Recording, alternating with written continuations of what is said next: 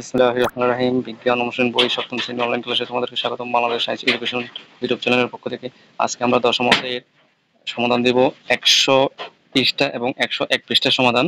তো আমরা একটু অধ্যায়টা দেখে নিই। অধ্যায়টার নাম হচ্ছে পানির সঙ্গে বন্ধুতা। এই অধ্যায়ের 100 এবং 110 পৃষ্ঠার সমাধান দিব। চলো আমরা সমাধানে চলে যাচ্ছি।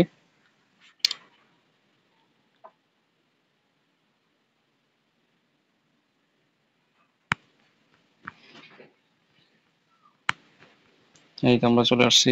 অধ্যায়টা দেখে নাও যে পানির সাথে বন্ধুর সঙ্গে বন্ধুতা। এই অধ্যায়ের এটা হচ্ছে দশম অধ্যায়। তো দশম অধ্যায়ের 100 পৃষ্ঠায় এবং 100 পৃষ্ঠায় চলে আসছি এবং 101 পৃষ্ঠার সমাধান দিব। তো আমরা আগে 100 পৃষ্ঠার সমাধানটা দিয়ে দেই। চলো একটু পড়ে নিই। এখানে দেখো, তোমরা কি এমন একটা জিনিসের নাম বলতে পারো যা ছাড়া আমরা একেবারে অচল? মিনিট খানেক চিন্তা করো। তো ওইটা হবে যে পানি। তো এমন জিনিসের তালিকা করলে একটা নাম বোধ হয় সবার তালিকাতে আসবে, তা হলো পানি। যে দেখছো, সকল মানুষ না, শুধু মানুষ শুধু হবে, সত্যি বলতে সকল জীবই পানি ছাড়া অচল। জীব বলতে কি বোঝানো হয়েছে সেটা উত্তরটা দিচ্ছি। এই যে জীব, এখানে দেখো জীব অর্থ হচ্ছে যে উদ্ভিদ এবং প্রাণী। প্রাণী বলতে যাদের প্রাণ আছে, আর উদ্ভিদ হচ্ছে গাছপালা। আচ্ছা, এখানে দেখো, জীবন ধারার জন্য ভীষণ প্রয়োজনীয় উপাদান এই যে পানি, এই উৎস কোথায়? তোমাদের বাসা বাড়িতে বা অন্যত্র যে পানি ব্যবহার করা হয় তা কোথা থেকে পাওয়া যায়? এই পানি কোন কোন জায়গা কাজে লাগে? এগুলো নিয়ে আমাদের এই আজকে সমাধান দিতে হবে। এখানে দেখো, বাসার সবার সঙ্গে কথা বলে সবগুলো পূরণ করো। তো চলো আমরা সবগুলো পূরণ করে নিই।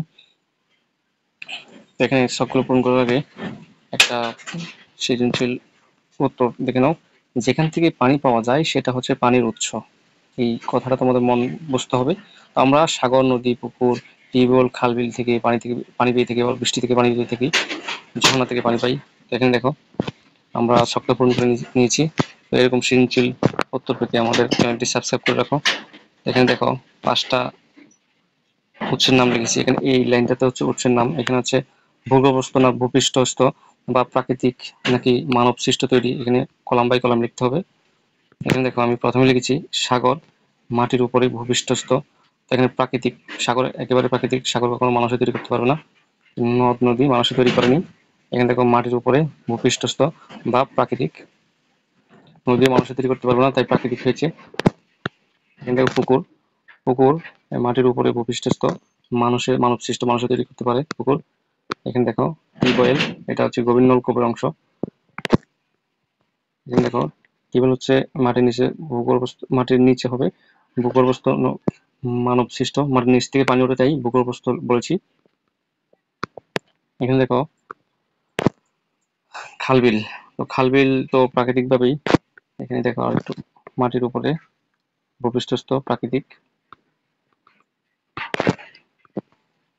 এখানে কি বলেছে দেখো, এবার শখ 1, এই তুমি যেসব পানির উৎস উল্লেখ করেছো সেখান থেকে পানির কোনো ধরনের কাজে বা প্রয়োজনে ব্যবহার করা হয় তা ভেবে দেখো। শখ 2 লিখে হলো। একই সঙ্গে এই উৎসগুলো প্রাপ্ত পানি পান করার জন্য নিরাপদ কিনা তা শখ 2 তৃতীয় কলামে ঠিক চিহ্নের মাধ্যমে আলাদা করো। তো আমাদের এখন শখ 2 পূরণ করতে হবে। চলো আমরা শখ 2 পূরণ করে নিই। পানির উৎস হচ্ছে সাগর। তো সাগর আমরা কি কাজে ব্যবহার করি? যাতায়াত, মালামাল পরিবহন, বা জেলেরা মাছ ধরে থাকে। তো এই যে জেলেরা মাছ ধরে থাকে, এটা হচ্ছে বাড়তি। এটা তোমরা লিখতেও পারো, না লিখলেও সমস্যা নেই, তবে এটা সৃজনশীল যেহেতু উত্তর, তাহলে আমার সবগুলো দিতে হয়।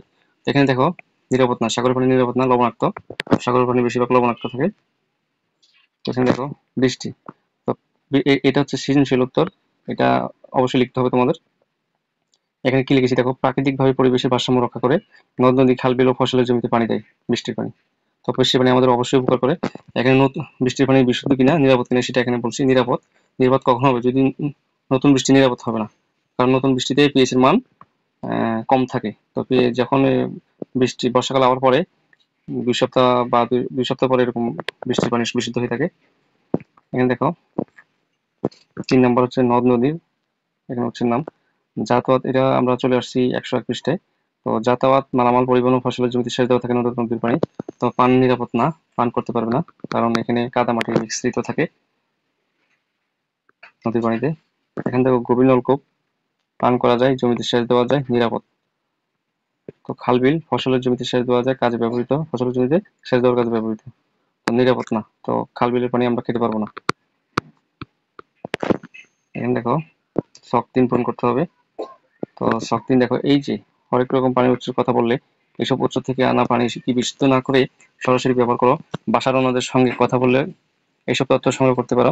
যা যা জানলে তার ভিত্তিতে নিচে শখ তথ্যগুলো টুকে রাখো। শখ 3 পূরণ করি চলো আমরা। শখ 3 দেখো, এখানে উৎসের নামগুলা, বাম পাশে উৎসের নাম, এখানে হচ্ছে যে কাজে ব্যবহার হয়, এখানে বিশুদ্ধ কিভাবে করা হয় এবং সংরক্ষণ কিভাবে করতে হবে এগুলো লিখতে হবে আমাদের। কলাম দেখো এখানে যে নদ নদীটা আগে বলবো, যে যাতায়াত, মালামাল পরিবহন, ফসলের জমিতে সেচ দেওয়া। তারপর দেখো, তো পানি 1 সপ্তাহ জমিয়ে রেখে কাদামাটি তলানি জমলে তারপর আলাদা করে ফিটকিরি দিয়ে বিশুদ্ধ করা হয়। আলাদা করে ফিটকিরি দিতে হবে। তো এখানে পুকুর বা জলাধার তৈরি করে সংরক্ষণ করা যায় নদ নদীর পানি। তো তারপরে দেখো সাগরেরটা বলবো। সাগর যাতায়াত, মালামাল পরিবহন ও জেলেরা মাছ ধরে থাকে। তো পানি সংরক্ষণ করে তলানি জমিয়ে আলাদা করে কাপড় দিয়ে সেকে লবণ আর অপসারণ করে বিশুদ্ধ করা যায়। এখন নতুন প্রযুক্তি বের হয়েছে, নতুন মেশিনের মাধ্যমে লবণ আলাদা করা যায় সাগরের পানি থেকে। তো পুকুর বা জলাধার তৈরি করে সংরক্ষণ করা যায় পানি। এখন দেখো বৃষ্টির পানি কিভাবে বৃষ্টির পানি হচ্ছে প্রাকৃতিকভাবে পরিবেশের ভারসাম্য রক্ষা করে নদ নদী খাল বিল ফসলের জমিতে পানি হয়। তো এখানে ব্যতিক্রম উত্তর হচ্ছে যে এই বৃষ্টির পানিটা ব্যতিক্রম উত্তর, কারণ এটা সৃজনশীল দিতে হবে, কারণ এটা সবগুলোর সাথে মিলবে না। এখানে বৃষ্টির পানি বিশুদ্ধ থাকে, যদি পিএইচ এর মান 7 হয় তাহলে বৃষ্টির পানি বিশুদ্ধ থাকবে। সাধারণত বৃষ্টির পানি বিশুদ্ধ থাকে। তো জলাধার তৈরি করে পানি সংরক্ষণ করা যায় বৃষ্টির পানি। তারপর দেখো এখানে গভীর নলকূপ, 4 নম্বর গভীর নলকূপ, পানি পান করা যায়, জমিতে সেচ দেওয়া যায়, যে কাজে ব্যবহার হয় সেটা এখানে বললাম। তারপর এখানে পানি হবে, এখানে দেখো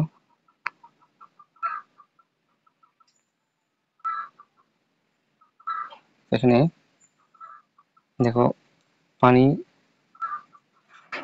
2-3 দিন সংরক্ষণ করে তলানি জমলে ফিটকিরি দিয়ে বিশুদ্ধ করা যায় গভীর নলকূপের পানি। তো বেশিরভাগ পানি গভীর নলকূপের পানি বিশুদ্ধই থাকে, ফিটকিরি দিতে হয় না। তবে যেগুলোতে ময়লা বা কোনো আর্সেনিক দেখা গেলে বা, তো এগুলোতে ফিটকিরি দিতে হবে। তো পানি ট্যাঙ্কে জমিয়ে রাখা যায়, বাসাবাড়ির পানির ট্যাঙ্কে গভীর নলকূপের পানি সংরক্ষণ করা যায়। এখানে দেখো 5 নাম্বার, মাছ চাষ, কাঁকড়া চাষ, শামুক চাষ করা যায় পুকুরের পানিতে। তারপর দেখো পানি 4-5 দিন সংরক্ষণ করে তলানি জমলে ফিটকিরি দিয়ে বিশুদ্ধ করা হয়। তো পানির পাত্র বা ছোট আকারের পাকা করে জলাধার তৈরি করে পুল বা তৈরি করে সংরক্ষণ করা যায় পুকুরের পানি। তো ক্লাসটি যদি ভালো লাগে, সৃজনশীল ক্লাসটি ভালো লাগলে অবশ্যই কমেন্ট বক্সে জানিয়ে দাও। তো এরকম সৃজনশীল ক্লাস পেতে আমাদের চ্যানেলটি সাবস্ক্রাইব করে রাখুন। ধন্যবাদ সকলকে।